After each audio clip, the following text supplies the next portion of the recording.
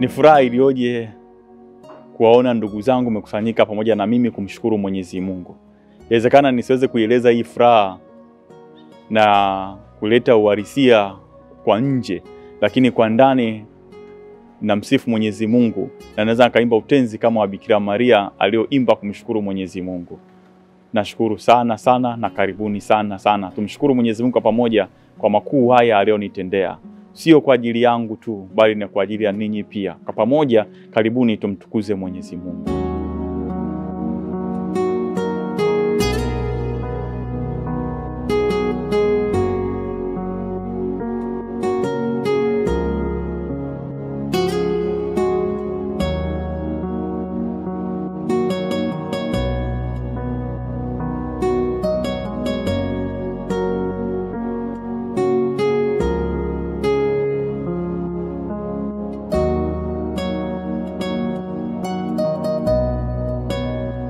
Kwa majina naitwa Padri Jonathan Anakreti Mtalemwa wa Jimbo Katoliki la Tanga. Nilizaliwa katika Jimbo la Bukoba, mkoa wa Kagera, kule katika kijiji cha Kashozi. Baadaye nilibatizwa tarehe 30 mwezi wa 4 mwaka 1994. Nadhani hapo ndipo chemchemu ya wito ilianza, kwa sababu niliingia katika Ukristo. Basi nilikulia kusoma na maisha yangu sana sana katika jimbo kuu la Dar es Salaam, yani mkoa wa Dar es Salaam, kwa sababu nilisoma katika chekechea au wanasema kindergarten shule ya Abaz iliyoko Masaki. Baadaye nikaenda shule ya msingi Oysterbay. Baadaye nilifaulu vizuri sana kwenda seminari ya Visiga. Baadaye basi sikwenda huko seminarini, nikachaguliwa na serikali kujiunga na shule ya sekondari ya Azania kwa masomo ya kidato cha kwanza mpaka cha 4. Baada ya masomo ya kidato cha 4 nilijiunga kwa masomo ya A-level katika shule ya sekondari ya Changombe iliyoko kule Temeke, ambapo nilifaulu vizuri. Na baada ya hapo basi nikaamua kuingia katika maisha haya ya kikuhani na kujiunga na shirika la damu takatifu ya Yesu. Basi nilianza malezi huko Miuji, nyumba malezi inaitwa Giovanni Merini Miuji, kwa muda wa mwaka mmoja. Baadaye nilikwenda kusoma katika chuo kishiriki Jordan University kipo Morogoro kwa muda wa miaka 3, nikisoma degree ya kwanza ya falsafa.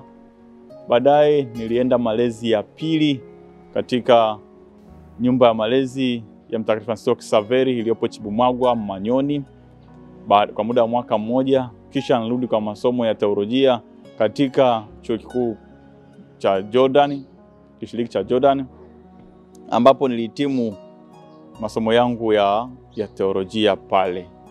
Baadaye nilienda mwaka wa uchungaji katika parokia ya Mkula.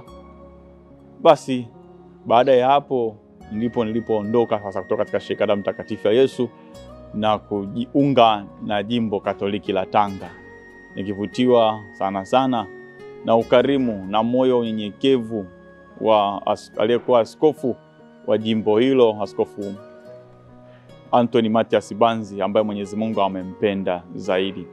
Basi yeye alinipokea vizuri na kukaribisha pale jimboni Tanga na kuniruhusu nianze maisha au malezi ya Jimbo Katoliki la Tanga. Kwa muda wa mwaka mmoja aliniambia alinituma kufanya mwaka uchungaji katika parokia ya Takatifu Ibrahim na Paulo au parokia ya Handeni. Huko nilipokelewa vizuri na paroko pale, Father Joseph Sekija. Basi alinilea vizuri na kunifundisha maisha ya kijimbo ya Tanga pale.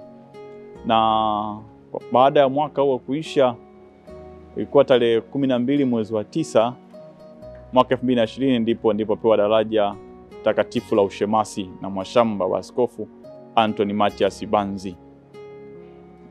Na kwa namna moja au nyingine nilitumwa na mwashamba wa askofu kwenda kufanya uchungaji katika parokia ya Mtakatifu Agustino Manundu iliyopo Korogwe. Nikafanya uchungaji pale chini ya baba mpendwa Father Kasimili Maimbo. Basi baada ya hapo, mnamo tarehe 17 mwezi wa 4, basi tukiwa chini ya msimamizi wa jimbo Father Thomas Kiangio, basi nilipewa daraja takatifu la upadre na Askofu Yuda Tadeus Ruwaichi wa jimbo kuu la Dar es Salaam. Mimi pamoja na wenzangu wawili, kwa ujumla tukiwa 3 katika parokia Mtakatifu Antoni wa Padua Chumbageni pale jimboni Tanga. Namshukuru Mungu kwa neema hii, kwa zawadi ya daraja hili, kwa sababu ni zawadi kutoka kwa Mungu ambayo amenipa ili niweze kuwatumikia watu wake. Wito wa padre ni mbegu ambayo Mungu mwenyewe anaipanda kwa mtu, na ndio mbegu ambayo Mwenyezi Mungu alipanda kwangu. Sababu tangu nikiwa mdogo nilikuwa ministranti, nilikuwa mtumikizi. Nilianza kutumikia katika parokia Ada Mtakatifu ya Yesu pale Tegeta. Nakumbuka mwaka 1999 ndipo nilianza kutumikia. Na nilikuwa nisipopangwa kutumikia ninalia na kuumia sana. Nakumbuka Father Josephat Msuya ambaye sasa hivi ni padre wa shirika la Mtakatifu ya Yesu. Yeye akiwa frateli, nilikuwa naenda mara nyingi kuongea naye kumwambia kwamba amekataza kutumikia. Kwa hiyo ilikuwa linaumia sana. Kwa hiyo ile mbegu ya wito ilikuwepo tangu kipindi hicho. Nadhani Mungu mwenyewe aliipanda, na nilikuwa navutiwa sana kumtumikia kwa njia hiyo ya upadre. Changamoto kubwa ambayo nilikutana nayo, kwa sababu mimi nimekulia, ningesema kwa sababu nilihamia Tegeta mwaka 1999 kutoka parokia ya Oysterbay, na nilivutiwa sana na maisha ya misionari wa Damu Mtakatifu ya Yesu, kwa sababu ndio jamii ya mapadre kwa amenizunguka. Baada ya kujiunga shirikani na kukaa kwa muda wa miaka 10, baadaye ikaonekana kwamba siwezi kuendelea kuwa padre wa shirika la Damu Mtakatifu ya Yesu. Hiyo ndio iliumiza sana toka moyoni. Lakini kikubwa, niliamini Mwenyezi Mungu ndiye anayeita. Mwanadamu anapendekeza, lakini Mwenyezi Mungu ndiye anayeita. Na Mungu akisema ndio, hakuna anaweza kusema hapana. Kwa hiyo nilirudi nyumbani kwa ajili ya tafakari, na katika tafakari hiyo ndipo niliongea na Askofu Anthony Mathias Banzi, na alinikaribisha kwa namna pekee ofisini kwake na kuongea naye kwa muda mrefu. Kwa hiyo baada ya kusikiliza, aliniambia Mwenyezi Mungu amekuita. Mwenyezi Mungu amekuita, karibu Tanga. Na kikubwa aliniambia endelea mbele. Mimi naitwa Humphrey Tumaini Limo. Ninamfahamu Padre Jonathan Mtalemwa kuanzia miaka ya 2004. Nakumbuka eneo hili tuliomba kifusi cha kujaza lile eneo tulilojenga Kigango. Basi alikuwa ni mmojawapo, alikuwa anajitolea sana kwenye kazi za kujaza kile kifusi kilichokuwa kinaletwa na Twiga Cement katika kukisambaza.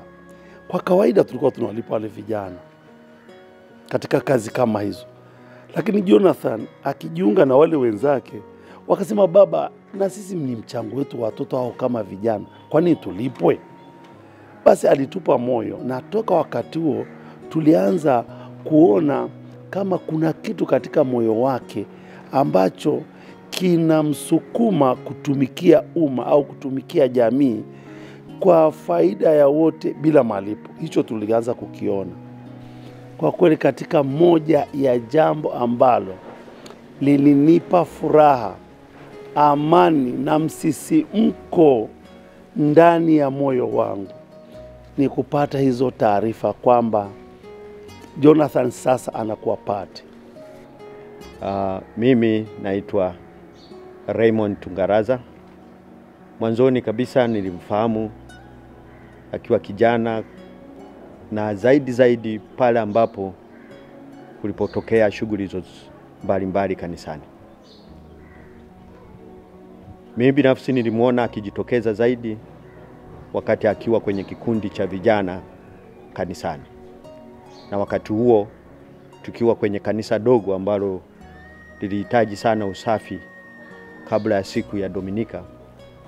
Ikafikia mahala nikasema kwenye halmashauri kwamba hakuna haja ya kusema tunawapa vijana kwa sababu vijana sioni kama wanafika kanisani.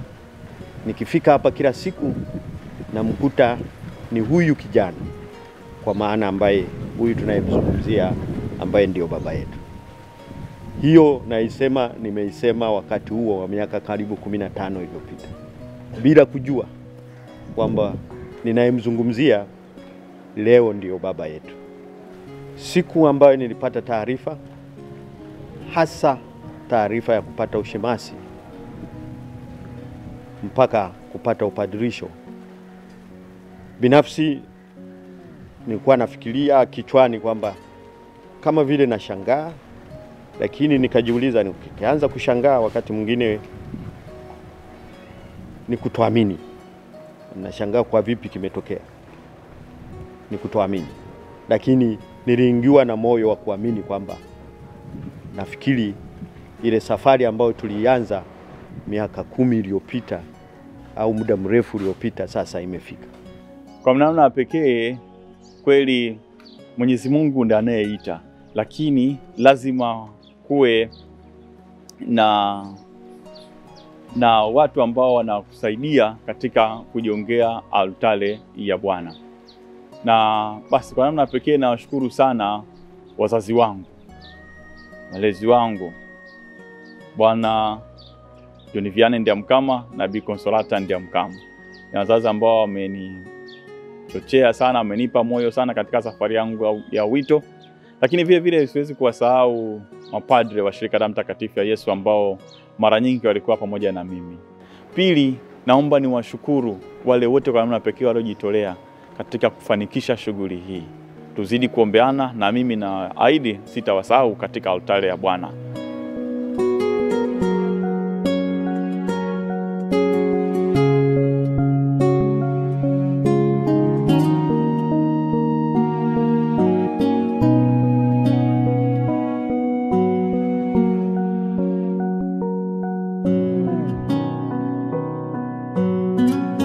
Karibuni basi kwa pamoja, mimi na nyinyi tuungane kwa pamoja kumshukuru Mwenyezi Mungu. Tumrudishie Mwenyezi Mungu sifa na utukufu, kwa kuwa yeye anastahili utukufu na sifa. Bila yeye haya yote yasingewezekana. Karibuni katika adhimisho hili la misa takatifu.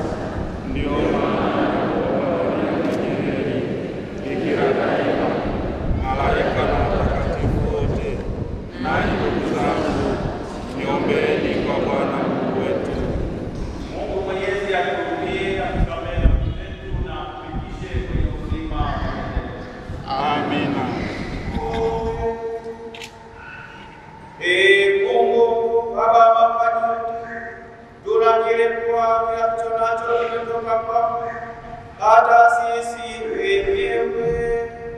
Tunakuomba utufundishe tutambue fadhili za wema wako, tena tukupende kwa moyo mnyofu na kwa nguvu zetu zote. Tunaomba hayo kwa njia ya Bwana wetu Yesu Kristo mwanao, anayeishi na kutawala nawe katika umoja wa Roho Mtakatifu daima na milele.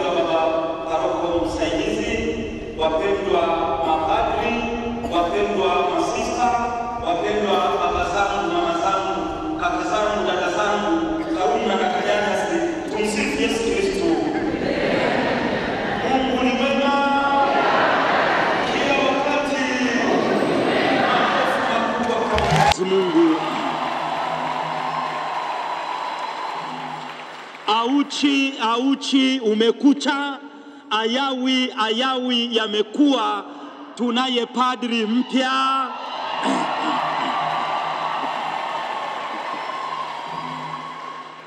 Shukrani inaongea. Naomba turudie, shukrani inaongea. Turudie tena, shukrani inaongea. Jiografia hii yote ya leo, hizi nguo nyeupe, nyingine zimechanganywa na redi, ishara ya upendo kama wanakwaya walivyo, ishara yote na jiografia inaongea juu ya shukrani kwa zawadi aliyotupatia Mwenyezi Mungu. Makofi tena kwa Mwenyezi Mungu. Nilikuwa namtazama Father Jonathan Mtalemwa. Mimi nafikiri alikuwa anasema, Mungu ndivyo ulivyo, Mungu wa surprise, Mungu wa vitendawili. Huyo ndo nataka kumwongelea leo hii. Na Mungu anapopika uoni moshi, anafanya mambo behind the curtains, nyuma ya pazia. Ametenda Padri Jonathan. Makofi tena kwa Mungu. Hakuna kinachomshangaza Mungu. Na ukitaka Mungu acheke, mwambie ili aliwezekani, Mungu atakucheka. Hata usiku ukiwa mrefu namna gani, kutapambazuka. Leo tunayo furaha kubwa sana. Naomba sababu ya furaha yetu asimame mumuone. Huyu ndiye sababu ya furaha yetu. Hata mtu akijipulizia perfume au kupulizia, walau matone atakupata hata akijipulizia mwenyewe. Furaha yako ndio furaha yetu. Naomba ukaketi. Asanteni sana. Kwa hiyo point ya kwanza, shukrani inaongea juu ya ukuu na ukubwa wa Mungu. Shukrani inaongea juu ya ukuu na ukubwa wa Mungu. Unajua, juzi nilikutana na mama fulani anaitwa Esther. Akanisalimia sema, "Father, tumsifu Yesu Kristo." Akasema, "Unikumbuki, mimi ni wa KKT." Akasema, "Father, ulitubariki ulipokuja kuhubiri kwetu." Akasema, "Nataka nikupe soda." Alikuwa amechukua pochi, sasa akaanza kutafuta. Na mimi nikachungulia kidogo, nikaona kumejipanga shilingi za 2,000 alafu na Msimbazi. Mkono ukaelekea kwa shilingi 2,000, baadaye akasema, "Father, hii si size yako." Ukaelekea tena kwa Msimbazi, akatoa Msimbazi akanipatia, akasema, "Father, utakunywa soda." Jambo lilo nishangaza ni kusema 2,000 si size yako. Yaani kuna vile ambayo ni size yangu. Sasa na Mungu ndivyo alivyo. Kuna vitu ambavyo ni size ya Mungu kwa sababu ni mkubwa. Ndio maana padri ameamua kwamba atoe sadaka ya misa kwa sababu ni jambo kubwa, ndilo inampendeza Mungu, na Mungu ni mkuu na Mungu ni mkubwa. Ndio siri ya leo. Makofi kwa Mungu. Kwa ukuu wa Mungu. Siku moja tembo alikuwa anapita kwenye daraja. Kwa sababu ya uzito wa tembo, daraja likawa linatingishika. Inza alikuwa kwenye mgongo wa tembo, akaanza kupiga kelele. Akasema, "Tembo, achana na mimi na wewe, tunatingisha daraja." Lakini ukiangalia uzito ya inzi, wapi. Sisi binadamu, anayefanya haya yote ni Mungu, ndio yuko nyuma ya pazia. Huyo ndio ndiye muhubiri. Unajua, leo hii kwanza naomba nimshukuru tena. Wa pili ni washukuru wazazi au wazaa chema. Naomba walipo wazazi wasimame.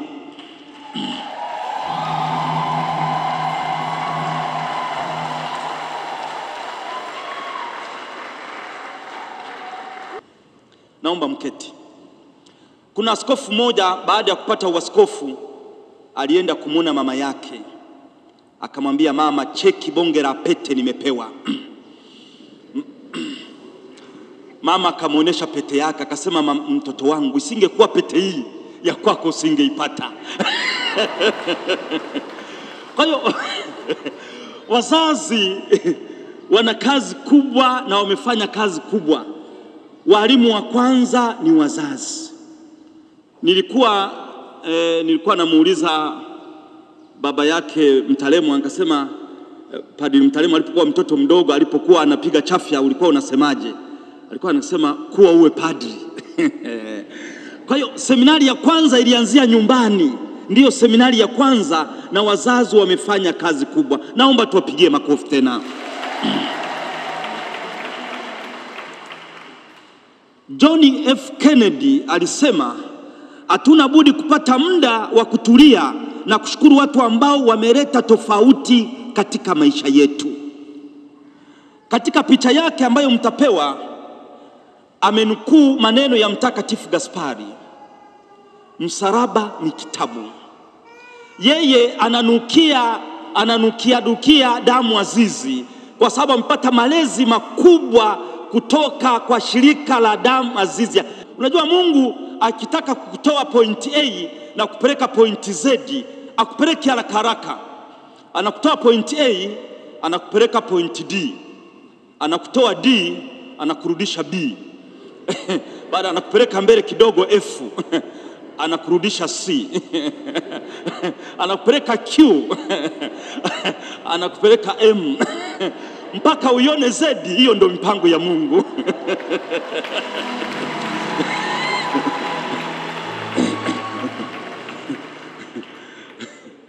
Ndio maana Father amechagua wimbo wa Zekaria. Zekaria aliomba kupata mtoto. Mungu akumpatia mtoto. Alijua kwamba anataka kumtumia kama case study ya kumconvince Bikira Maria. Alijua Bikira Maria ataanza kuwa na wasiwasi, ili kumconvince Zakaria na Elizabeth kupata mtoto. Wakati wanaomba mtoto, Mungu anasema wait. Kale kasichana kajakuwa, ngoja.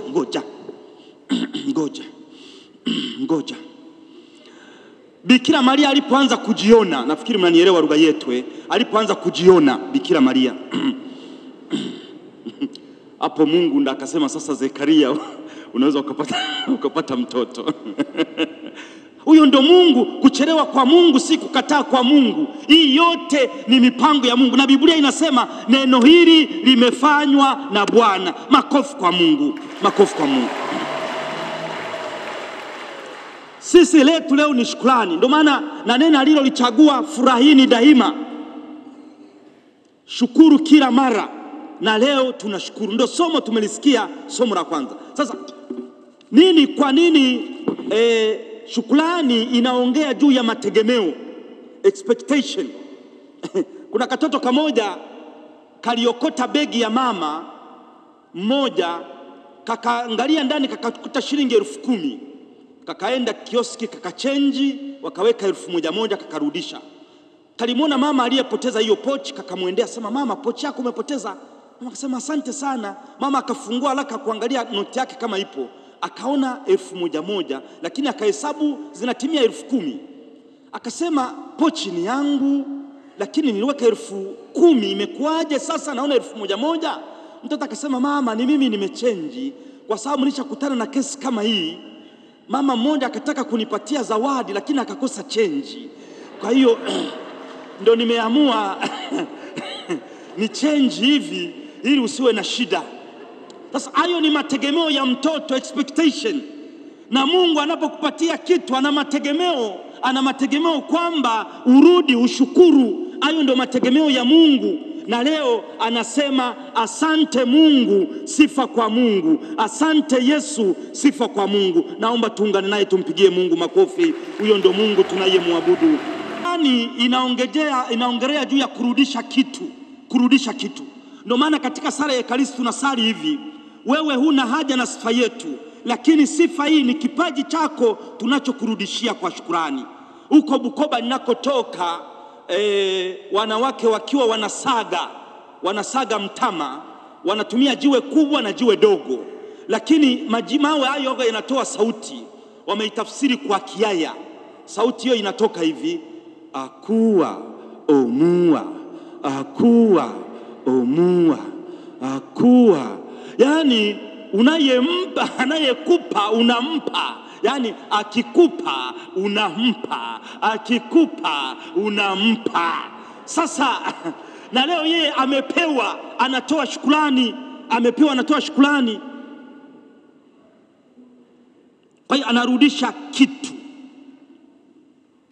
Inaongelea juu ya maombi na maombezi. Kushukuru ni kuomba tena.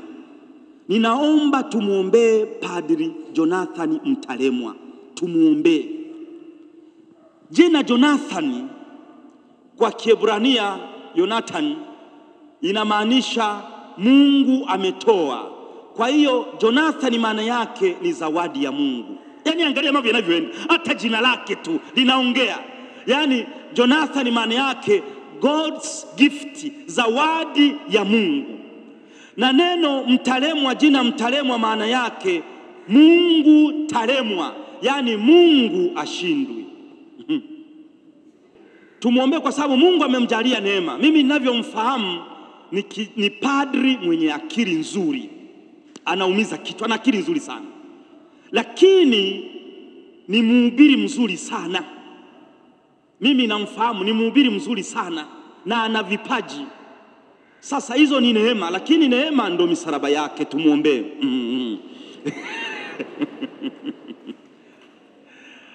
Yuda Iskarioti, kuna mama alivunja chupa ya marhamu, akavunja hivi chupa ya marhamu akavunja. Alipovunja, Yuda Iskarioti akasema what a waste, hii imeharibika bure, situngeuza, what a waste.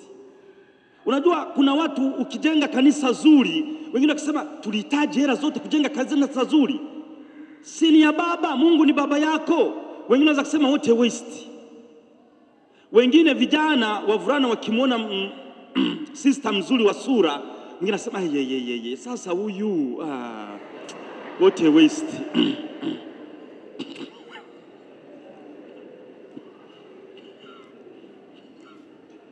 Jamani, hilo msiliongee kwa Father Mtalemo.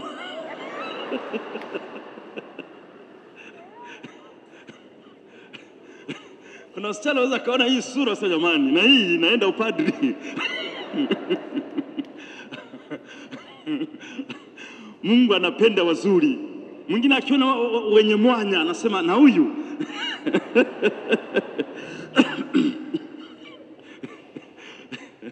Na Mungu na yeye anapenda. Naomba tumwombee hizo neema alizo nazo zisiwe sana msalaba wake. Tunaelewana? Hiyo tumwombee aweze kuwa padri bora na si bora padri. Anahitaji maombezi yetu. Sisi tunaombea watu wa aina 5. Kidole gumba unaombea jamaa na marafiki. Wazazi naomba mumuombee mtoto wenu. Alafu kidole hiki unaombea wote wanaohonya, na yeye anahonya, ni padri anafundisha. Kidole hiki waombee VIPs. Kidole cha kati viongozi wa serikali na dini, na yeye ni kiongozi wa dini sasa hivi. Alafu kidole hiki huwa kina nguvu, waombee wagonjwa, na kidole kidogo jiombee mwenyewe, lakini tumuombee. Tumekuja leo hii kumshukuru Mungu, na kushukuru ni kuomba. Tumuombee mafanikio anapoanza kazi hii. Unajua watoto wakiwa under 5 wanaihangaisha sana serikali, kwa sababu magonjwa nyemelezi yanaweza kufikia huko under 5, na ndoa zote under 5 na zenyewe mahangaiko under 5.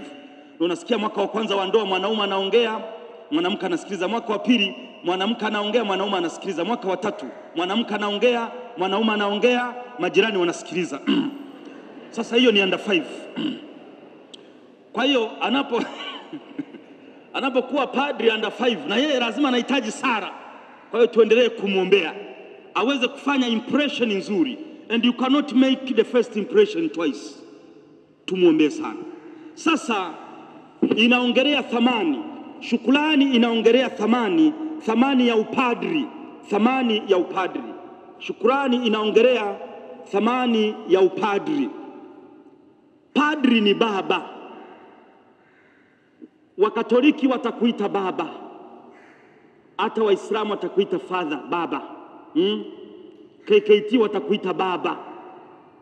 Hata baba yako mzaza akija kuungama atasema naungama kwa mbele yako, na wewe mbele yako baba, atataja baba. Kuna aliyesema ukitaka baba yako akuite baba, wewe kuwa padri, inatosha. Lakini point ya pili, padri ni mtengenezaji njia. Unamtengenezea Yesu njia. Ninaomba sana, piga garagaza, mhubiri Yesu, mbebe Yesu. Unakumbuka yule punda aliyekuwa amembeba Yesu, alipoona wanamshangilia Yesu, punda alifikiri wanamshangilia yeye, akatingisha mkia, akajitingisha. Sasa siku ya pili yuko mitaani anazunguka, hakuna aliyemshangilia. Akatazama watu, hakuna anayemshangilia. Walimshangilia kwa vile alimbeba Yesu. Na wewe watu watakushangilia kwa sababu umembeba Yesu. Naomba endelea kumbeba. Kama tulio katika maneno yako, mtoto huyu ataitwa nabii wa aliye juu. Utamtangulia Yesu. Kila mahubiri yako neno Yesu tulihesabu zaidi ya mara 15. Mtaje Yesu, mhubiri Yesu, na ole wako, mhubiri Yesu. Padri anakuwa mbadala. Tusikilize maneno ya Mtakatifu Yohane Vianney. Kama ningekutana na padri na malaika, nitamsalimu padri kabla ya kumsalimu malaika. Malaika ni rafiki wa Mungu, lakini padri kuna wakati anachukua nafasi yake. Hayo ni maneno ya Mtakatifu Yohane Vianney. Kwa hiyo una kazi kubwa ya kumshusha Yesu. Unajua, unaweza ukawaambia mlija simama usisimame, lakini utamshusha Yesu katika maumbo. Naomba niseme maneno ya Mtakatifu Bernardo wa Siena. Nguvu ya padri ni nguvu ya kimungu, kwa vile kugeuka kwa maumbo ya mkate kunahitaji nguvu kama ya uumbaji. Kwa hiyo utakuwa unamshusha Yesu. Hiyo ni nguvu kubwa uliojaliwa Padri Mtalemwa, ni nguvu kubwa ya kumshusha Yesu. Naomba hiyo nguvu uiheshimu sana. Na padri ni Kristo mwingine. Kuna padri mmoja alikuwa anafanya shopping siku ya vijilia, vijilia ya Christmas. Akaona katoto omba kanaangalia kwenye duka. Akasema njoo. Sema chagua viatu. Baada ya kuchagua viatu, katoto kamuuliza padri, wewe ni Mungu? Pale sema wewe unaniuliza? Akasema nilimuomba Mungu anisaidie viatu, sasa umenipatia. Akasema mimi sio Mungu, mimi namtangaza Mungu, mimi ni mtoto wa Mungu. Sema no wonder. Kumbe mna uhusiano. Mna uhusiano. Wewe Father Mtalemwa, mna uhusiano. Mtangaze Mungu, mna uhusiano mkubwa sana. Padri ni mbeba Kristo, Christopher, utambeba Kristo. Na kazi ya padri ni kuhubiri. Kazi ya padri ni kuadhimisha misa, na ile umeianza na umeisha adhimisha. Na kazi ya padri ni kupeleka sakramenti, na unapeleka sakramenti unambeba Kristo, unakuwa Christopher, unaibeba zawadi kwa watu. Siku moja nikiwa Segerea, nikiwa frateri, kuna frateri mwenzangu alikuwa anafanya kasherehe birthday, akaniambia Father Kamugisha, utakapokuja utakuta nimerudishia mlango, naomba ufungue kwa miguu. Sasa why kwa nini nifungue kwa miguu? Akasema si mikono itakuwa imebeba zawadi. Well, padri anapeleka zawadi kwa watu, na utakuwa unapeleka zawadi. Fungua kwa miguu. Naomba leo mfungue kwa miguu. Baada ya misa tutakutana mahala fulani. Kwa hiyo padri ni kioo cha kuakisi. Mtakatifu Yohane Chrysostom alisema hivi, naomba unisikilize vizuri. Je, unataka kujua kama watu wa eneo fulani ni wanyofu? Tazama ni aina gani ya mchungaji waliye naye. Ukigundua ni mtu wa ibada, mtu wa haki, akili nzuri, amini kuwa na watu watakuwa hivyo, kwa vile wanatiwa chumvi ya hekima yake. Wakristo walivyo ndivyo padri alivyo. Padri alivyo ndivyo Wakristo. Huyo sio mimi, ni Mtakatifu Yohane Chrysostom.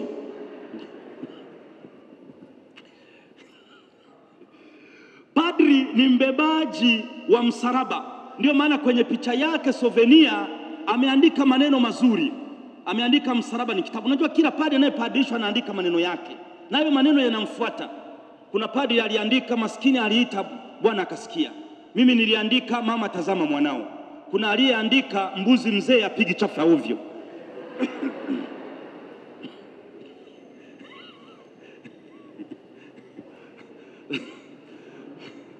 Lakini yeye ameandika furahini daima, shukuru daima, na akaandika mtoto huyu ataitwa nabii wa aliye juu, na akaandika msalaba ni kitabu. Padri ni mbebaji wa msalaba. Wakristo watakuwa misalaba kwako, tunaelewana? Lakini ngoja nikwambie siri moja, ukiubeba vizuri msalaba, msalaba utakubeba. Wakristo ni msalaba, lakini ukiubeba vizuri msalaba utakubeba au watakubeba, utapungukiwa na chochote, utapungukiwa na chochote. Nataka nimalizie nisije nikawaraza humo ratiba yetu bado.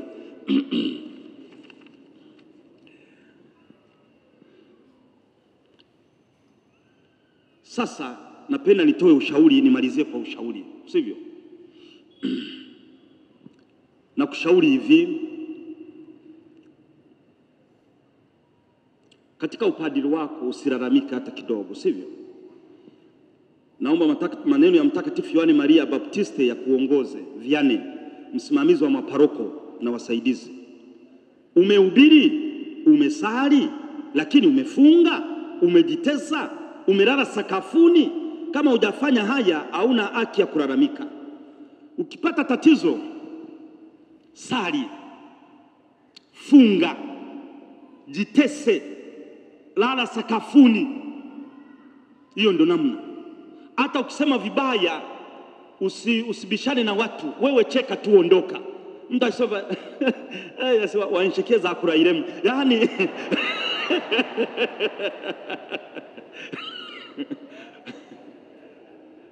Wakristo wakiwa wagumu, umesali, umefunga, umelala sakafuni. Papa Yohane Paulo wa pili alipoenda kutembelea Marekani, walimaliza siku hiyo saa 6 za usiku. Wakamaliza kula na askofu mkuu na nini na kuzungumza, akaenda kulala. Askofu mkuu akaanza kusali, anatembea. Alishangaa kuona chumba cha papa bado kinawaka. Yaani taa zinawaka. Bado taa zinawaka. Kuchungulia hivi pazia zilikuwa zikufungwa vizuri, akumuona Papa Yohane Paulo wa pili kitandani. Sema, papa ameenda wapi? Ni saa 7 za usiku. Akaona mwanga kwenye kanisa kimoja, akaenda kuangalia, alimkuta Papa Yohane Paulo wa pili amelala chini ya tabernakulo anasali saa 7 za usiku. And this is a true story. Ni hadithi ya kweli. Na mimi nikwambie kaka yangu, nikipata shida yoyote, pale ninapokaa Minziro, nimeweka mkeka chini ya tabernakulo, utanikuta usiku saa 4 kamgisha. Ama ambapo hakuna watu kamgisha, nimelala kifudifudi.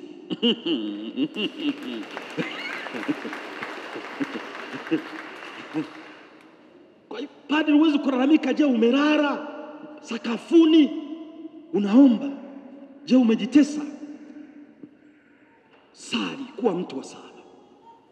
Kuna Mkristo mwingine alifotokopi sala za usiku na kuziweka ukutani. Ikifika muda wa sala, anamwambia Mungu kama kawa kama kawaida, asali na kuomba uwe mtu wa sala.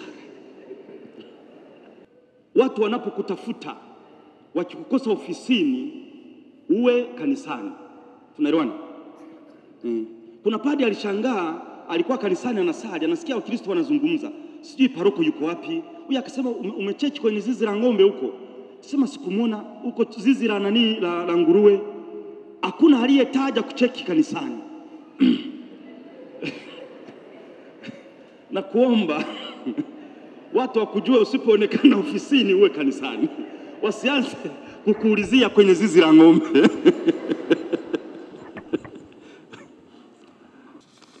Naomba Padri Jonathan, usiwe Padri Jonathan yule yule, kuwa Padri Jonathan zaidi. Mungu hata kuuliza kwa nini ukuwa papa. Mungu hata kuuliza kwa nini ukuwa mwanasheria. Mungu hata kuuliza kwa nini ukuwa kama kamgisha. Mungu hata kuuliza kwa nini ukuwa Padri Jonathan zaidi. Kuwa wewe zaidi. Hicho ndicho ninachokuomba. Kuwa wewe zaidi. Hiyo ndio point. Unajua kuna watu wengine wanatamani kuwa wengine. Unaweza kukuta mwanamke anatamani kuwa mwanaume, mwanaume anatamani kuwa mwanamke. Hapana. Kuna mwanaume mmoja alisema, huyu mke wangu hajui kazi anazozifanya. Yeye narudi nyumbani afanye chochote. Sema, Mungu, naomba siku 2 na mimi niwe kama mwanamke, nione vitu anavyovifanya nyumbani. Akawa mwanamke. Asubuhi ikawa shida, kuosha nepi nini, kusafisha watoto waende shule. Akasema kazi ni ngumu. Kufika saa 6:30 watoto narudi shuleni, hajamaliza, hajaivisha chakula. Jioni wakarara, wame exchange roles, wamerara, na yeye bado ni mwanamke na yule ni mwanaume, wakarara. Sasa asubuhi akasema, hapana Mungu, naomba nirudie hali yangu. Hii nimechoka kabisa. Nimeomba siku 2 lakini hata zisipofika nisaidie. Mungu akasema, samahani, siwezi nikakusaidia maana usiku ulipata mimba, ngoja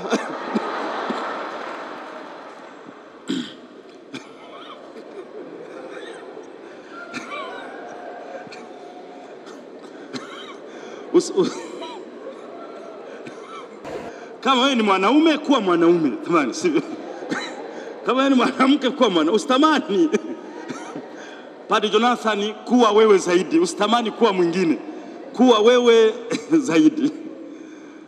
Na mapadri ni wa wote. Naomba mtu yeyote asikumiliki, familia isikumiliki. Padri ni wa wote. Padri ni wa wote. Na jambo lingine, unapoanza utume wako, kila mara paa chini chini, paa chini chini, paa chini chini, paa chini chini. Ukipaa juu unapodondoka unaumia sana. Paa chini chini, paa chini chini. Na ushauri wangu kwa Wakristo wengine, padri huyu muombe neema, muombe baraka. Tunaelewana? Naomba muombe neema, muombe baraka.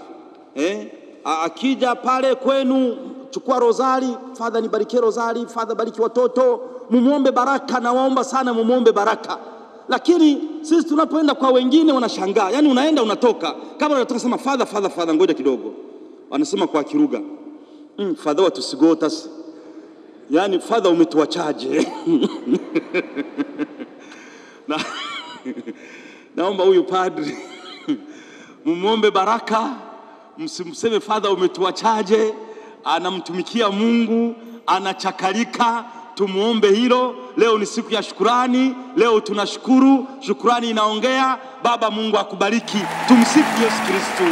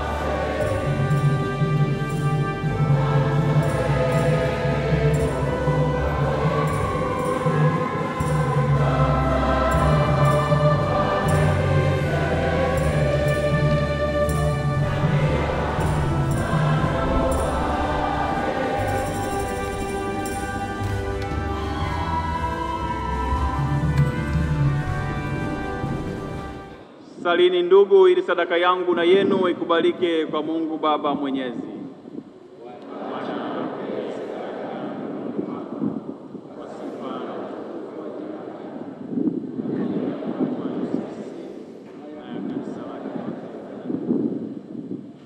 Bwana, tunakutolea sadaka kushukuru kwa ajili ya mapaji uliotupatia.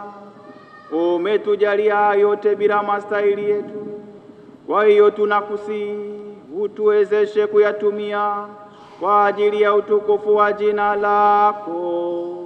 Tunaomba hayo kwa njia ya Kristo Bwana wetu.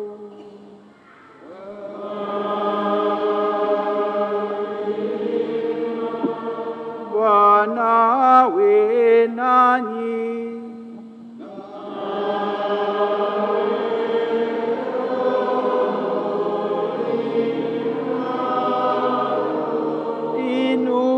Inueni mioyo.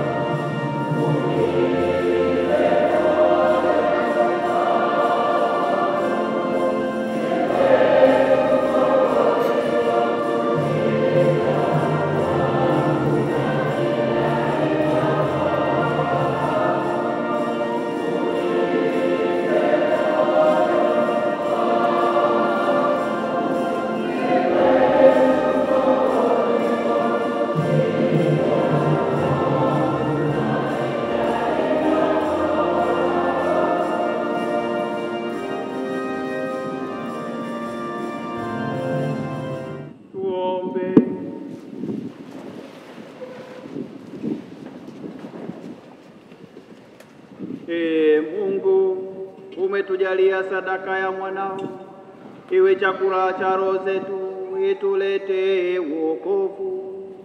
Nasi tumekutolea sadaka hiyo kwa ajili ya kukushukuru. Tunaomba vipaji hivi vitutie nguvu na furaha, hata tuweze kutumikia kwa uchaji zaidi, tuzidi kupata fadhili zako nyingine. Tunaomba hayo kwa njia ya Kristo Bwana wetu.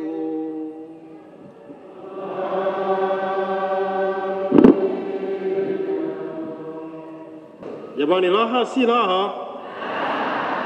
Raha si raha? Makofi tafadhali.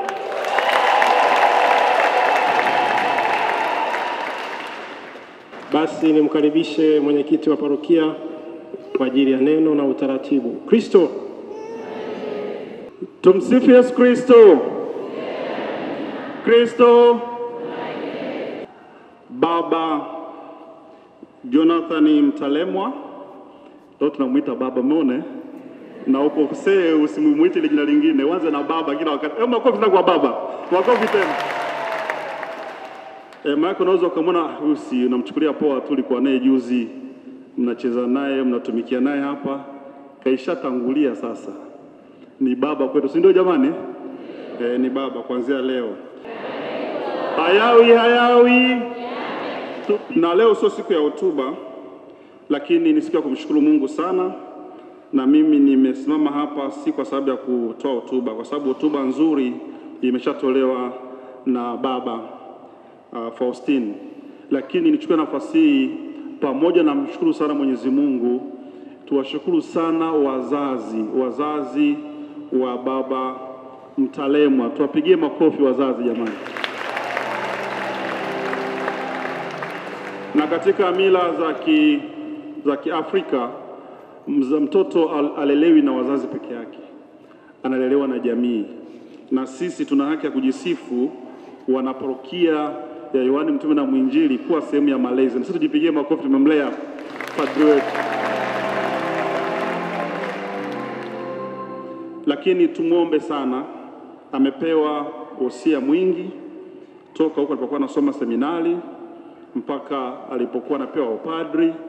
Baadhi tumpata nafasi ya kuhudhuria hiyo misa ya upadirisho. Tulikuwa Tanga last week, tulimsikia baba askofu mkuu Ruwaichi mahubiri aliyotoa.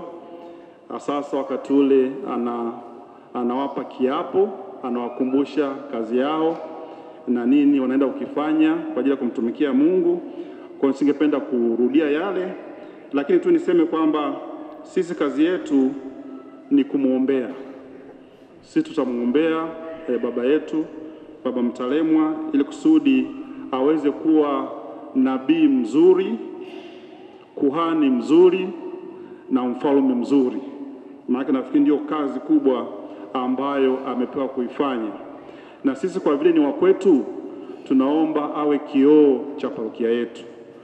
Na kioo cha parokia yetu maana yake vijana wetu ambao mnaona hapa wanashuhudia shughuli hii, basi nawe wapate hamu kupitia yeye ya pengine baada ya miaka 2 au 3 au zaidi, lakini tuweze kupata padri mwingine kutoka katika parokia yetu. Hiyo ndio sala yetu kubwa. Tunajua kwamba siku hizi kwa kweli wanasema mavuno ni mengi, lakini wafanyakazi ni wachache, na pengine kanisa linapata changamoto, kwa kweli bado ni wachache na ni wachache sana. Basi tutumie misa hii na baraka hizi kumuomba Mwenyezi Mungu aweze kutoa watumishi wake wengi katika shamba lake. Na pia napenda kuchukua nafasi hii kuwashukuru sana wanaparokia. Wanaparokia wamejitoa kwa muda mrefu mbali na malezi, lakini kujitoa kwa ajili ya shughuli hii. Tumefanya vikao vingi, tumesukumana, tumechangishana na tukapata kitu kwa ajili ya kumpongeza mwenzetu na kumshukuru Mungu kwa ajili ya upadirisho huu.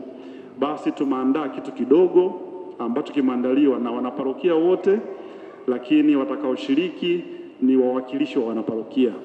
Kwa hivi nipende kuchukua nafasi hii kuwakaribisha kwanza mgeni rasmi ambaye ni baba Jonathan Mtalemwa katika shughuli yetu fupi baada ya misa, lakini pia niwakaribishe mababa wote ambao wameshiriki ibada na sisi. Tumkaribishe shemasi ambaye amesali na sisi. Tunawakaribisha masista wote, na niwakaribishe wote ambao wanajua kwamba wamealikwa na wamepata kadi, ili tuweze kushiriki kwa pamoja. Tumshukuru Mungu, tumshangilie Mungu, na Mungu aendelee kuhimidiwa. Hayawi hayawi, hayawi hayawi. Mungu ni mwema kila wakati. Tunayaweza yote, tunayaweza yote. Asanteni sana kwa kunisikiliza. Asante sana, karibuni sana.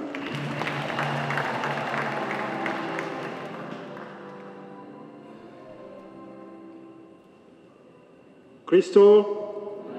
Na sasa basi nimkaribishe baba paroko msaidizi aweze kumleta baba yetu mpya, padri wa kwanza wa parokia yetu hapo mbele, ili tuweze kumshukuru Mungu kwa ajili yake na kumshika mkono.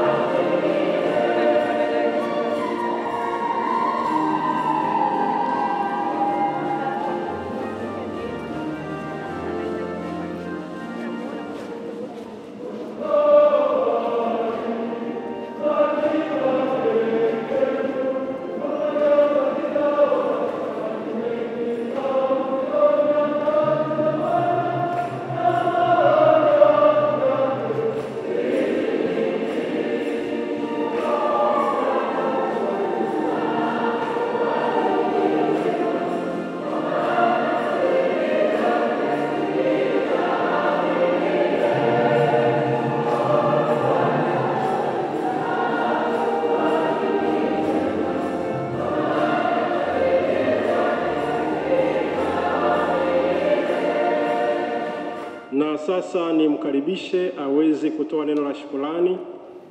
Ndugu zangu katika Kristo, tumsifu Yesu Kristo.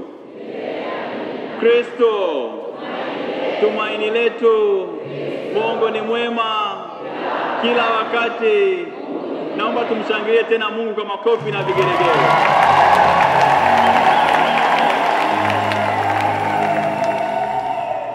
Basi nimeambiwa nitoe neno fupi, lakini kabla neno fupi naomba niwatambulishe tena na baba zangu walioko hapa. Naomba mapadri wa shirika damu takatifu wasimame wawasalimie tena. Naomba, nawashukuru sana hao. Naomba na nyinyi wasimame. Neno langu kubwa la shukrani kwao. Nashukuru sana sana, nawapenda sana sana.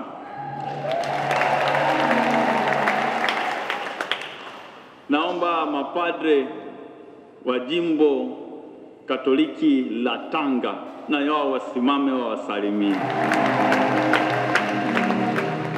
Nawashukuru sana, nawapenda sana sana. Naomba vile vile litambue uwepo wa mapadre.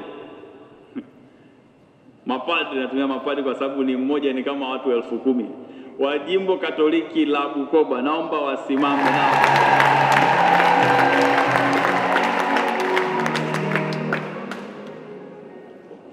Nawapenda sana sana.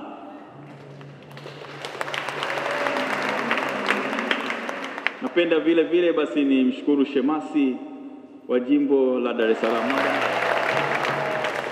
Naye tarehe 7 mwezi wa 7 kama sikosei, basi Mungu akibariki atapokea zawadi hii ya daraja takatifu la upadre. Mapadri wa jimbo la Ifakara, na wakumbusha mapadri wa jimbo la Ifakara,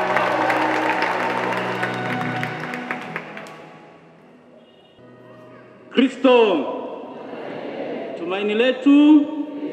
Haleluya. Naitwa Padre Stefano Makunja kutoka Jimbo Katoliki la Ifakara. Niko hapa ya kumsindikiza mdogo wangu, yeye ni mshua wangu.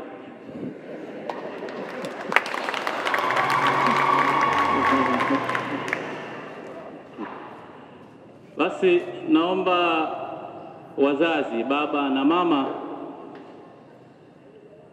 msimame muweze kutusalimia.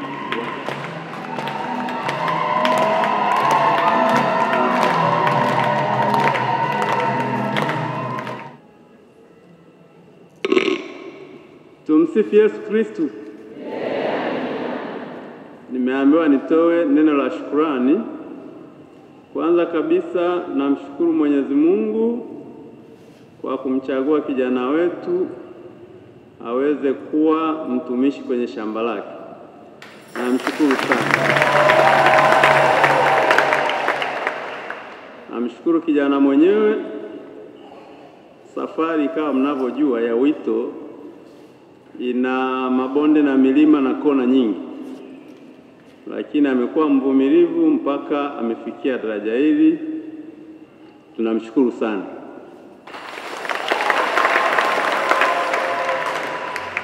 Na washukuru waumini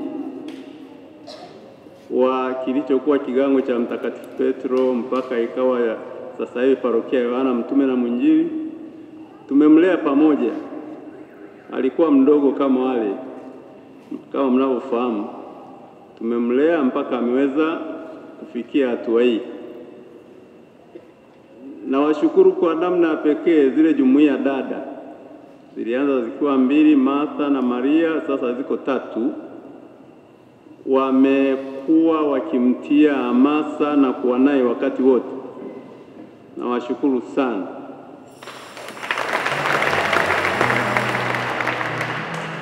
Nalishukuru sana shirika la damu takatifu ya Yesu. Kwa namna ya pekee namshukuru Father Dismas. Sijamuona kwa sababu siku moja nikiwa pale nyumbani ndiye alinipigia simu akasema hebu mtume kijana nikaongee naye. Akamfuata pale Tegeta, akakutana na mtani wangu Baba Tomu Wambula Father. Nilimuona anarudi na fomu, akasema wameniconvince nijiunge na shirika lao. Na kweli tangu wakati huo wamekuwa karibu sana naye. Nafurahi sana kuwaona mafaza wengi. Father Tiganya alikuwa paroko wetu hapa. Wamemsaidia kwa namna ya pekee mpaka kufikia hapo. Nawashukuruni sana. Na washukuru masista wa Kanosi. Wametoa mchango mkubwa sana kwa malezi ya watoto hapa.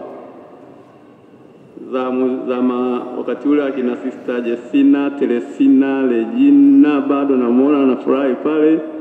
Sister Gertrude, Angela, wametoa mchango mkubwa sana katika malezi ya vijana wetu. Na washukuru sana.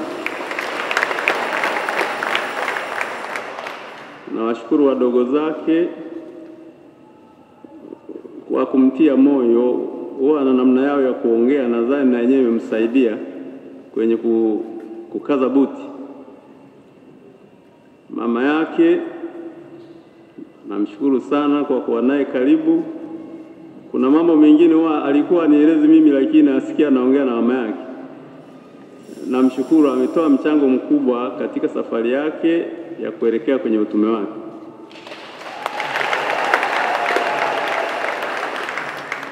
Kwa nitoe shukrani za mwisho lakini sio kwa umuhimu, kwa viongozi wa parokia, baba paroko, msaidizi wake, kwa namna wao kwa kimtia hamasa mpaka leo tuko hapa mnawaona.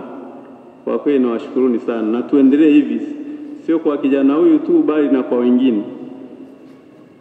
Neno moja tu kama alivyosema Dr. Kamgisha, uweze kusaidia kuwavuta vijana, uwe role model kwa vijana wa kwetu na wenyewe watamani kuwa mapadri. Tunazidi kuombea. Tumsifu Yesu Kristo.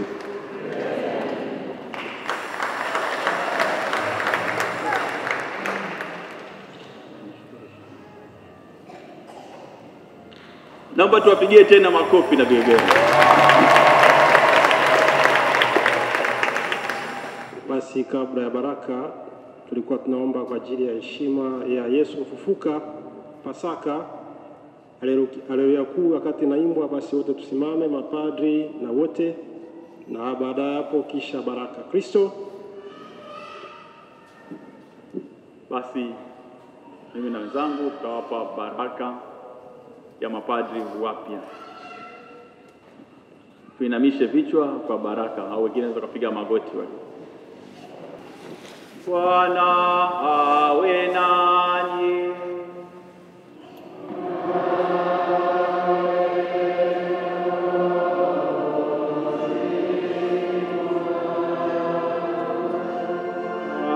Kunyosha mikono yetu juu yenu, na kwa maombezi ya Mama Bikira, mama wa Mungu, na kwa maombezi ya watakatifu Petro na Paulo mitume, na kwa maombezi ya Mtakatifu Yohane mwinjili msimamizi wa parokia yetu, na kwa maombezi ya watakatifu somo zenu,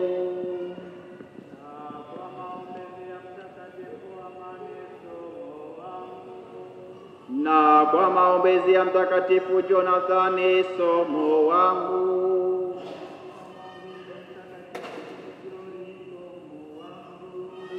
na baraka yake Mungu Mwenyezi, ya Baba na Mwana na Roho Mtakatifu, iwashukie na kukaa nanyi daima.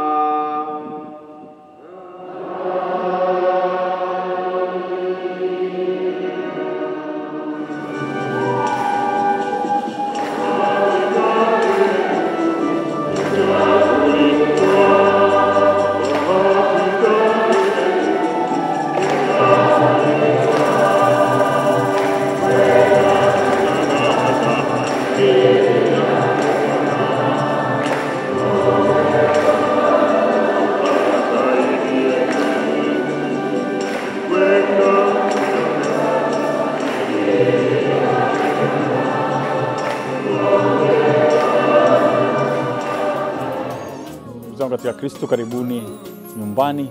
Kwa pamoja tumshukuru Mwenyezi Mungu. Nafanya misa yangu ya kumshukuru Mwenyezi Mungu pamoja na familia, pamoja na jumuiya nzima hii ya kumshukuru Mwenyezi Mungu.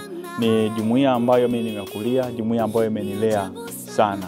Kwa hiyo kwa namna moja nyingine lazima kurudi kutoa shukrani. Karibuni basi kwa pamoja tuungane na wanajumuiya wa Mtakatifu Malta, jumuiya Mtakatifu Mama Teresa Calcutta na jumuiya ya Maria Immaculata. Kwa pamoja tumshukuru Mwenyezi Mungu kwa tukio hili takatifu. Karibuni katika misa takatifu.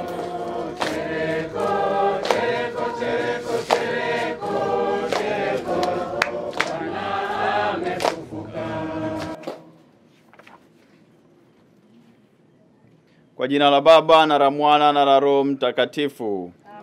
Neema ya Bwana wetu Yesu Kristo na upendo wa Mungu Baba na ushirika wa Roho Mtakatifu viwe nanyi nyote.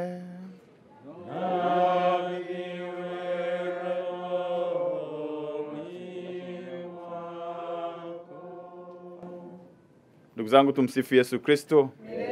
Kristo tumaini letu. Basi ninayo furaha leo kusimama mbele yenu na tumshukuru Mwenyezi Mungu kwa pamoja kama jumuiya. Naamini tumetembea pamoja kwa miaka mingi na tumesali pamoja kwa miaka mingi sana. Kikubwa leo katika misa hii ni kumshukuru Mwenyezi Mungu kwa zawadi hii ya wito, kwa zawadi ya daraja takatifu la upadre, lakini kwa zawadi hii ya utumishi ambao sio kwa ajili yangu bali kwa ajili ya jamii nzima ya Wakristo. Karibuni kwa pamoja tumshukuru Mwenyezi Mungu. Ndugu zangu, tukiri dhambi zetu tupate kustahilishwa kuadhimisha mafumbo matakatifu. Wewe uliyetumwa kuwaponya wanaotubu moyoni, Bwana utuhurumie. Bwana utuhurumie. Wewe uliyekuja kuwaita wakosefu, Kristo utuhurumie. Kristo utuhurumie. Wewe unayeketi kuume kwa Mungu Baba ukituombea, Bwana utuhurumie. Mungu Mwenyezi atuhurumie, atusamehe dhambi zetu, atufikishe kwenye uzima wa milele. Tuombe. Somo kutoka katika kitabu cha Watesalonike, kitabu cha kwanza, sura ya 5, aya 16 mpaka 28. Furahini daima, salini kila wakati, na kuwa na shukrani katika kila hali. Hayo ndiyo anayotaka Mungu kwenu katika kuungana kwenu na Kristo Yesu. Msimpinge Roho Mtakatifu, msizarau unabii. Pimeni kila kitu, zingatieni kilicho chema, na kuepuka kila aina ya uovu. Mungu mwenyewe anayetupatia amani awatakase nyinyi kabisa kwa kila namna, na kuzilinda nafsi zenu, roho, mioyo na miili yenu, mbali na hatia yoyote, wakati wa kuja kwake Bwana wetu Yesu Kristo. Yeye anayewaita nyinyi atafanya hivyo, kwani ni mwaminifu. Ndugu, tuombeeni na sisi pia. Wasalimuni ndugu wote kwa ishara ya upendo. Na wahimizeni kwa jina la Bwana, mwasomee ndugu zetu wote barua hii. Tunawatakia neema ya Bwana wetu Yesu Kristo. Neno la Bwana. Mathayo sura ya 9 aya 35 hadi ya 38. Na Yesu alikuwa akizunguka katika miji yote na vijiji, akifundisha katika masinagogi yao, na kuhubiri habari njema ya ufalme, na kuponya magonjwa yote na udhaifu wa kila aina.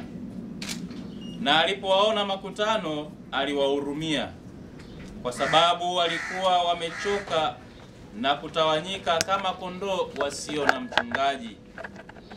Ndipo alipowaambia wanafunzi wake, mavuno ni mengi, lakini watendakazi ni wachache. Basi mwombeni Bwana wa mavuno apeleke watendakazi katika mavuno yake. Neno la Bwana.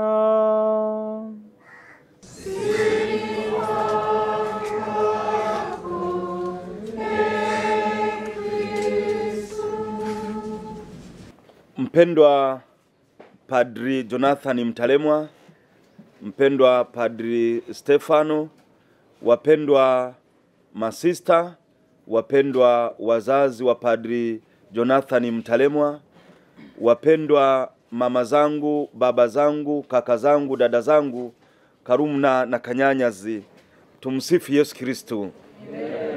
Mungu ni mwema kila wakati.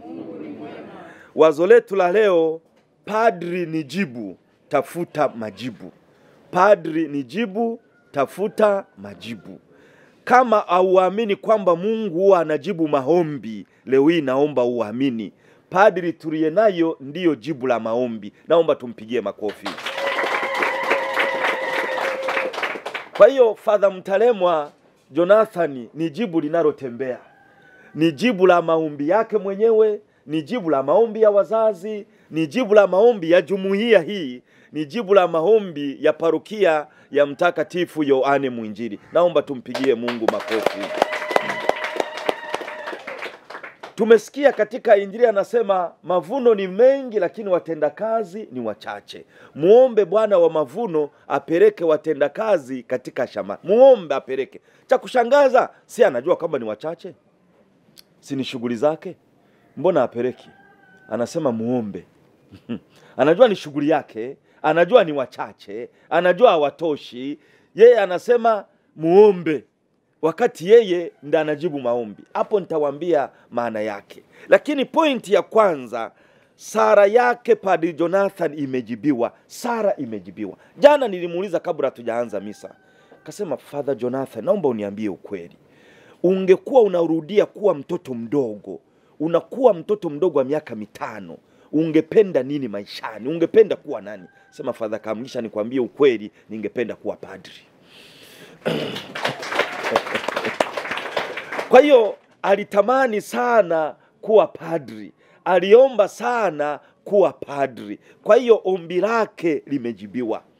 Na sala yoyote ya maombi ina majibu 4. Mungu anaweza akasema ndio, nitakupatia hata ambacho kuomba. Solomon aliomba hekima, Mungu akampatia na mali.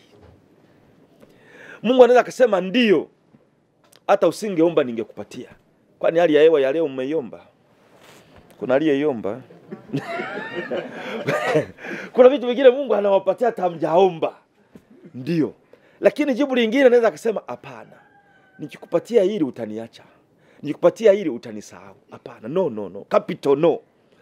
Lakini jibu lingine anaweza akasema ngoja,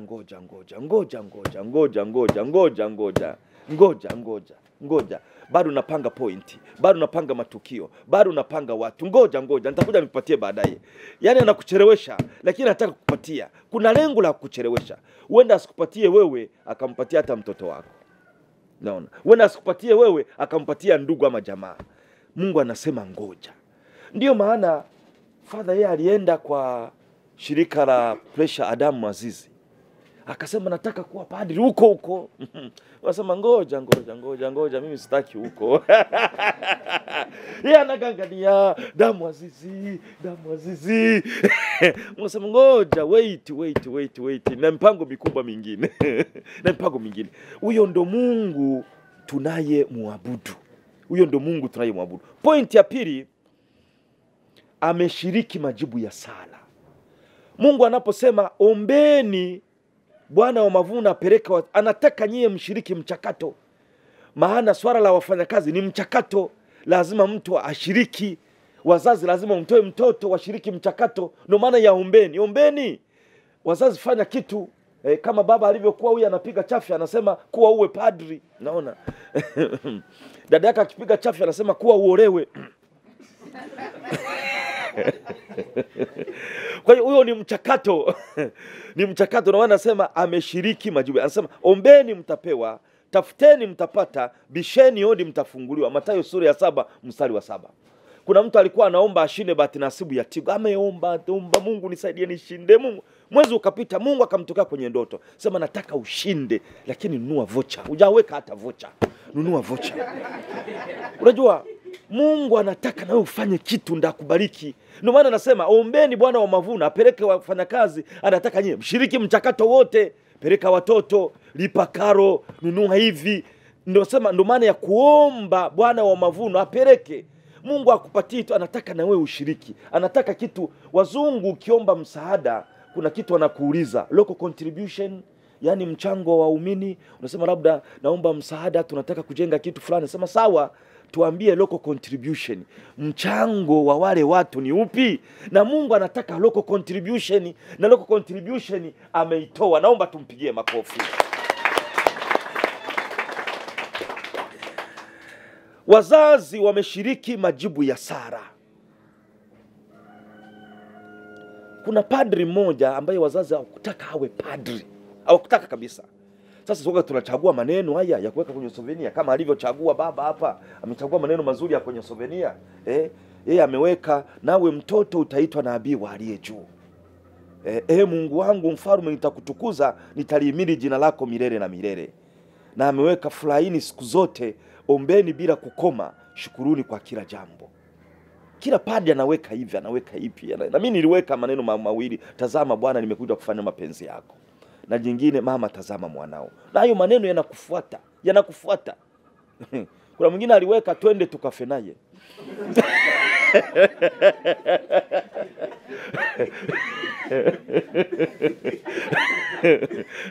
Amesha kufa naye.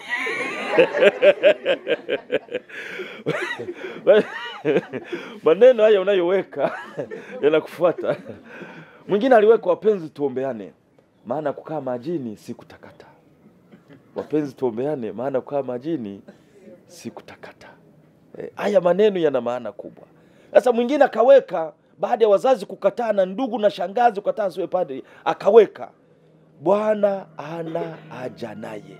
Atakaye wauliza kwa nini mnamfungua huyu punda, mwambie Bwana ana haja naye. Ni kama alikuwa anatuma message kwa wale waliokuwa nakataa.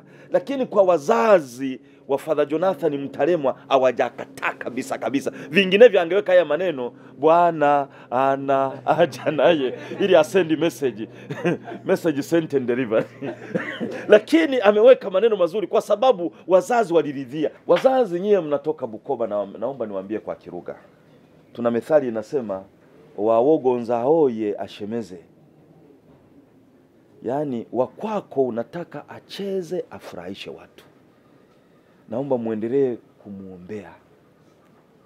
Maisha ni kama mchezo, afurahishe watu. Mahubiri yako yote wawekee hicho kitu, kucheka ni tiba. Na mahospitali mengi Ulaya yameanza kutumia hiyo tiba ya kucheka.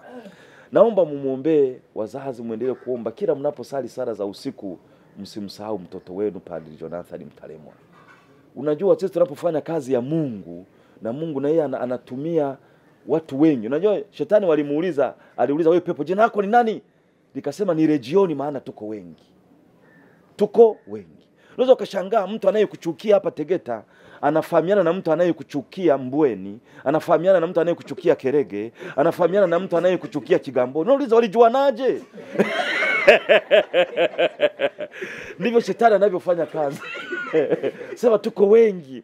Kwa hiyo kama yeye anatumia region, na wewe tunabidi kutumia wengi. Ndio maana Father Jonathan lazima uwe na intercessors, waombeaji. Yaani watu wa kukuombea. Tunaita intercessors. Unawahitaji sana. Lakini na wazazi ni waombezi wakubwa, wanajumuia, naomba muendelee kumuombea.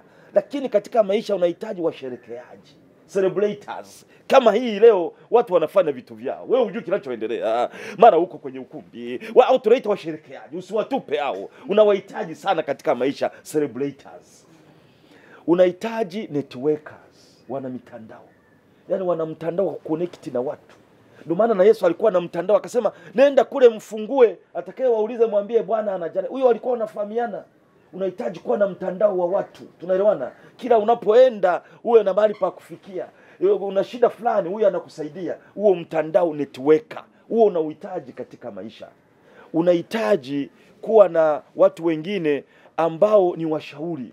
Sisi Bukoba tuna methali inasema ngoneka genda yonkaya haba. Yaani mto Ngono ulienda peke yake ukakosa njia. Mara unafika kwenye ziwa unarudi, unazunguka hivi unarudi. Ngono ekagenda yonkaya haba. Unahitaji washauri katika maisha, na wazazi hao wataendelea kushauri. Point ya 4. Sara ya waumini imejibiwa. Sara ya waumini imejibiwa. Iache parokia miaka 20 bila padri, utakuta watu wanaabudu ng'ombe. Iache parokia miaka 20 bila padri, utakuta watu wanaabudu ng'ombe. Hata Musa alipoondoka alikuta wametengeneza kama wanadamu wanakaabudu. Kwa hiyo mnahitaji padri, mnahitaji mtu wa kiroho. Mambo ya dunia haya yanahitaji mambo ya kiroho ili yaende.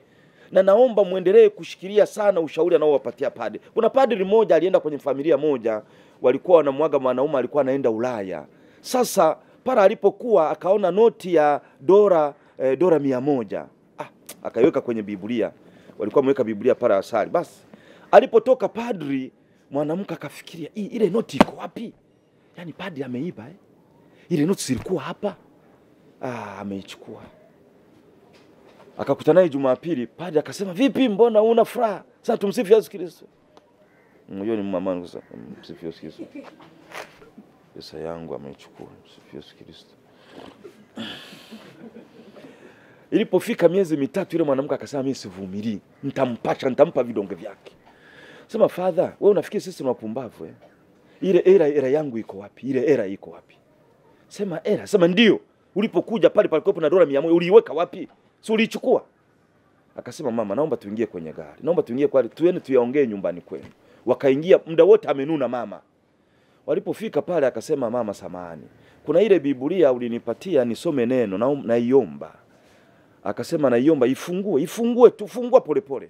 Akaifungua, akakuta dola 100 ziko kwenye Biblia. Yaani imepita miezi 6 hajafungua Biblia.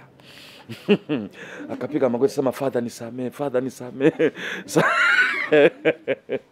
Sasa waumini unaoenda kuwahudumia wengine wana nia njema, sivyo? Lakini wakati mwingine wanasahau. Tuko wote. Ninaomba muendelee kumuombea. Tuko wote. Muendelee kumuombea. Endelea kusoma Biblia, endelea kusoma Zaburi, endelea kumuombea. Sala nyingine tunazikuta humu. Sasa namba 5, namna gani ya majibu ni kazi ya Mungu. Namna gani ya majibu ni kazi ya Mungu. Bikira Maria aliuliza itakuwaje? Itakuwaje? Yaani yeye akasema kivuli kitakufunika. Unafikiri Bikira Maria alijua atakavyopata mimba? Hakujua. Namna gani? Mwachie Mungu. Baba, wewe kazi yako ni kutafuta majibu. Namna gani? Mwachie Mungu. Watu wote walikuombea, ulijiombea. Namna gani? Unamwachia Mungu. Ukujua kwamba utakuwa Tanga.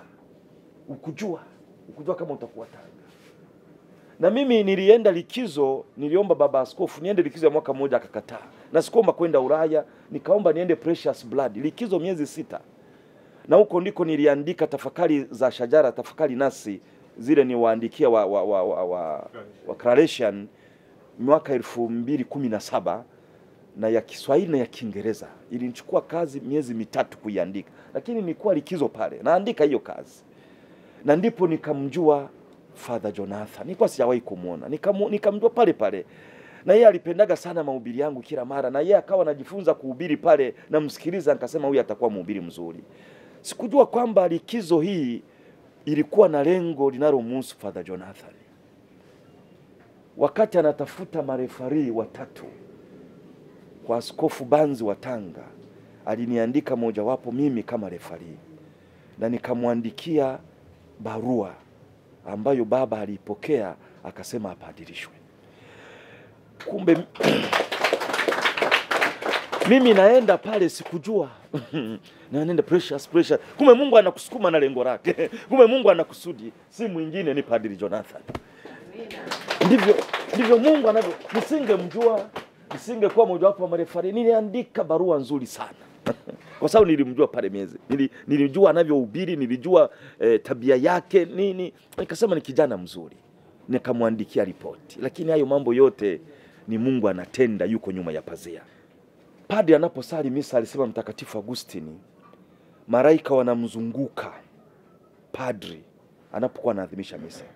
Yaani Mungu angetufunulia, ungeona jopo, ungeona umati wa malaika hapa umezunguka.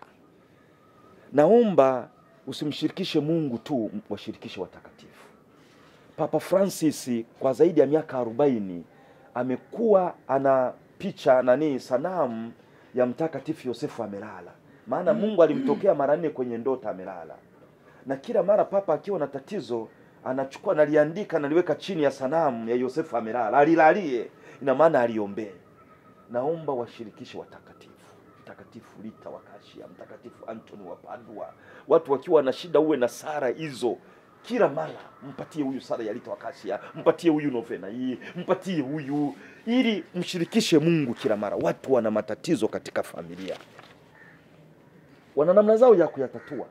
Kwa mfano mama mmoja alitoka kwa mume wake, baada ya kutoka amekaa miezi 7, mume wake akampigia simu, jamani urudi. Akasema mume wangu, ngoja nikwambie, chukua ulionitendea, ngoja nikwambie, nisikilize. Chukua kikombe. Sikiliza, umechukua? Sema nimechukua. Naomba hicho kikombe gonga chini kwenye sakafu, gonga. Akasema nimeisha gonga. Akasema si unaona kikombe kimevunjika vipande. Akasema unaweza ukakiunganisha? Na mimi ndivyo ulivyonivunja, siwezi nikarudi. Mwanaume akasema mimi nakushangaa. Kikombe nimegonga chini, lakini hujaniuliza kikombe cha namna gani? Mimi nimechukua cha plastiki akijavunjika. Wewe rudi bwana. Na mwanamke akasema nitarudi. Kwa hiyo watu wana namna zao za kusolve matatizo. Kwa hiyo sikiliza suluhisho lao na wewe uwapatie masuluhisho. Padri ni jibu, tafuta majibu. Tumsifu Yesu Kristo.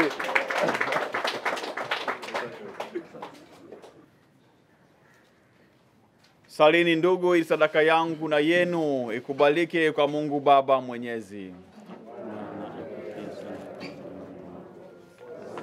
Bwana awe nanyi.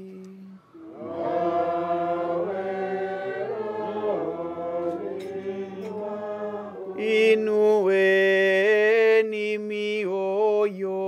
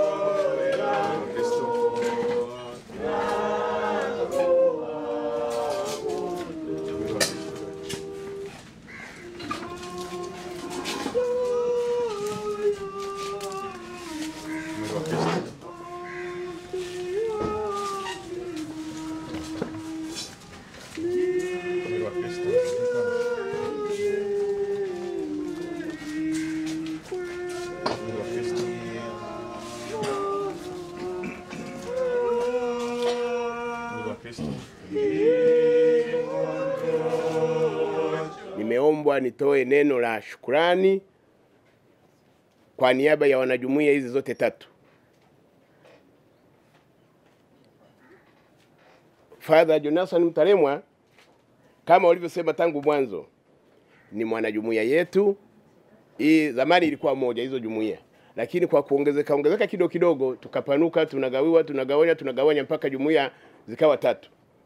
Lakini bado ule umoja wetu tuliojenga tangu mwanzo tunao mpaka leo. Bado ukifika mwisho wa mwezi tunasali pamoja, kwa sababu ile lengo letu ambalo tulikuwa nalo tangu zamani hataki kuliacha. Hii ni mipaka ambayo imewekwa na kanisa. Kwa hiyo kwanza tunamshukuru sana Mwenyezi Mungu, nikiwa naungana na wanajumuiya. Father Jonathan Mtalemwa alipoomba kwanza seminarini miaka mingi iliyopita, kitu tulichokifanya ni kukaa pamoja na kusema kwamba tumuombee kwanza. Kwa hiyo kwa jambo la kwanza kabisa ni kumshukuru Mwenyezi Mungu kwamba sala zetu zimejibiwa. Zimejibiwa sana, na yeye bahati nzuri alipokuwa anakuja likizo, anarudi kama mwanajumuiya, tunasali pamoja. na anatuomba kwamba naomba mniombee, safari ni ndefu. Lakini kama baba padri Dr. Kamugisha alivyoongea, safari imekuwa na mawimbi, lakini Mungu amempigania. Ni jambo la kumshukuru Mungu, tunamshukuru. Tumpigie makofi tena. Sisi, mimi nadhani kama tulivyosema, hatuna la kuongeza zaidi ya kuendelea kumwombea katika wito wake. Kama alivyosema baba padri, mlivyosikia tangu jana, huko tunakotoka huko kwetu, sasa anaitwa bwana mkuru. Hilo neno ni baba padri. Hata na baba yake mzazi.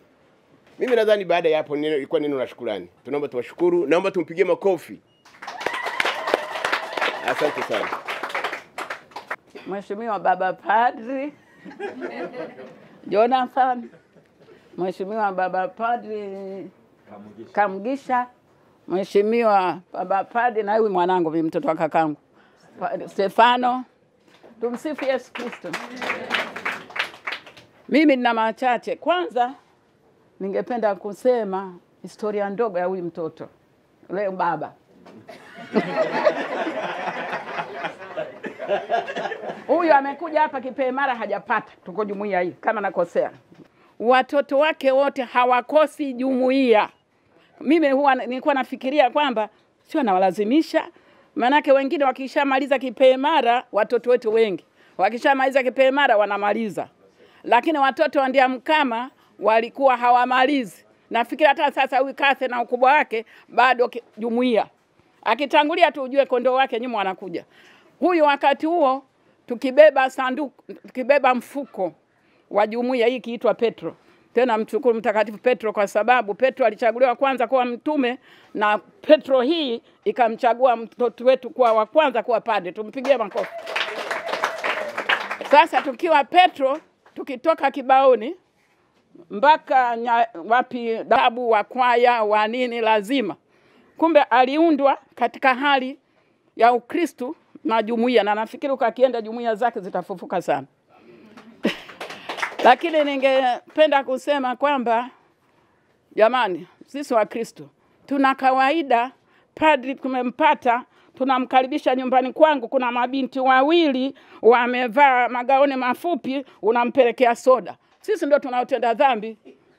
Sasa tuwe tunakwenda tukimkaribisha padri, tuwe pote pale tuna Ukristo, ueneo Ukristo.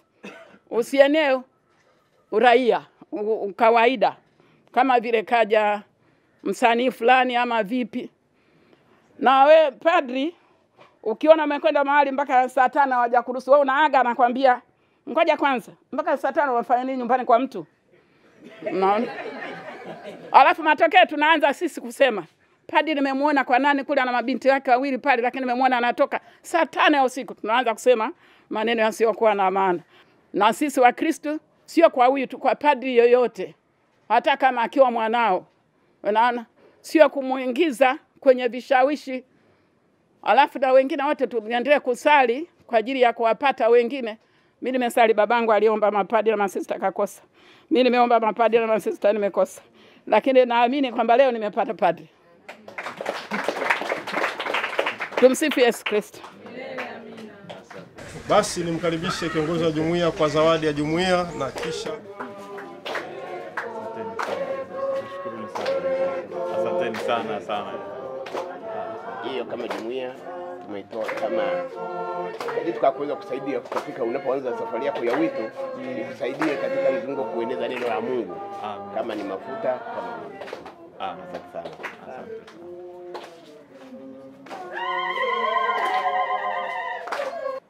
Kunasema kwa niaba ya jumuiya 3 tulikaa kwa pamoja tukaangalia namna ambayo tunaweza tukampongeza ndugu yetu.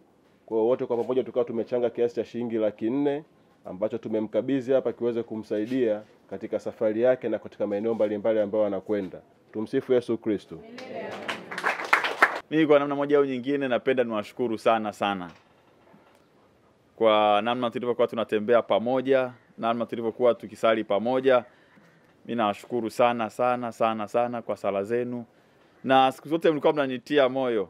Ukisoma kitabu cha Kutoka sura ya 14 aya ya 15 hadi sura ya 15 aya ya kwanza, ukasome. Ni story nzuri sana, naipenda sana. Ni story ambayo wana wa Israeli wanavuka. Mara nyingi nasoma Pasaka mkesha. Wanavuka. Wakiwa wanavuka, kuna matatizo mengi yanatokea pale. Kwa mbele wanaona maji, bahari ya Shamu. Wanaona nini? Maji. Kwa nyuma wanaona jeshi la Farao. Wenyewe wapo katikati. Unajua katika maisha kuna mengi pale ya kuangalia, lakini katika maisha ogopa maadui wanaotoka nyuma. Yaani unataka kufanikiwa, kuna watu wanakuja nyuma.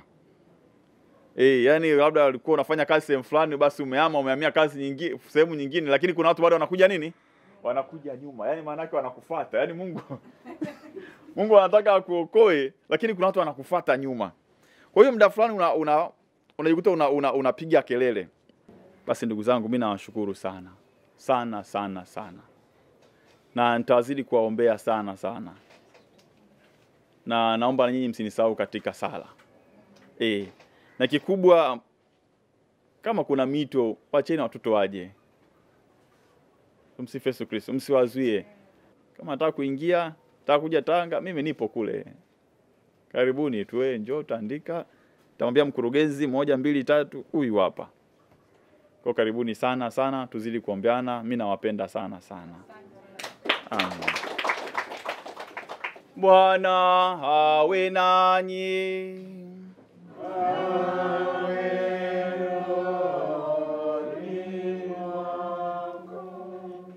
Kwa kunyosha mikono yangu juu yenu na kwa maombezi ya Bikira Maria mama wa Mungu na kwa maombezi ya watakatifu Petro na Paulo mitume na kwa maombezi ya watakatifu somo zenu na kwa maombezi ya mtakatifu Yonathani somo wangu na baraka yake Mungu Mwenyezi ya Baba na Mwana na Roho Mtakatifu iwashukie na kukaa nanyi daima. Nendeni na amani. Tumshukuru Mungu. Neema umetujalia kutoka mbinguni. Moja akamshukuru. Ambaye ana Yesu mwana wa Maria tunakushukuru. Kwa jina la Baba na la Mwana na Roho Mtakatifu. Utubarikie Mungu wetu na mpaje roho mbele yetu, wabariki walioandaa na tutakapotumia tupate nguvu za kutumikia vema. Amen. Kwa jina la Baba na Mwana na Roho Mtakatifu. Amen.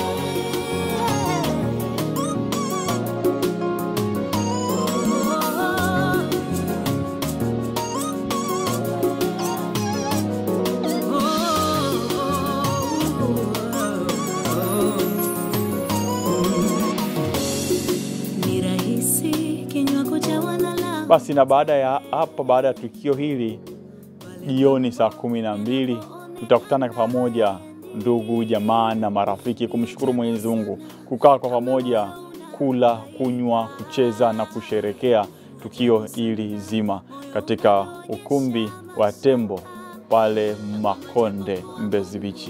Karibuni wote kwa pamoja, tumshukuru Mwenyezi Mungu, yeye anayestahili sifa na utukufu. Anaketi kati yetu, kuna muda na hofu. Nakumbuka wana wa Israeli katika bahari ya Shamu, japo walikatiza katikati ya bahari, kwa ushindi wa nyimbo